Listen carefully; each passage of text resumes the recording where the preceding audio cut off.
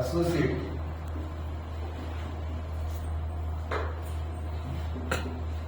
ఏం కావాలి? Marketing associate ఏం చూస్తారు? ఏది అతనికి కనెక్ట్ అయితే వ్యాపారం చేస్తారు. ఫస్ట్ ఆఫ్ ఆల్ మనకి కావాల్సింది ఏదైనా ఒక కంపెనీ మనం హైపై చేయాలి అంటే first of all project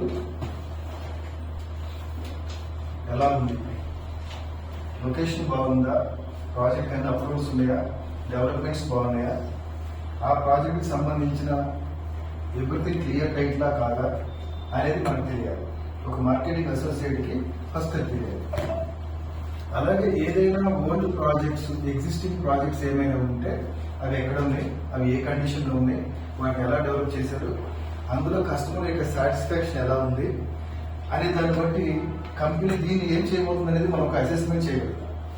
old project ఏదైనా ఏ కంపెనీ అయినా సరే వాళ్ళు చేసిన విధానాన్ని బట్టి ఈ ప్రాజెక్ట్ని ఎలా చేయగలుగుతారు అని ఒక చిన్న గెస్ మనం చేయగలుగుతాం.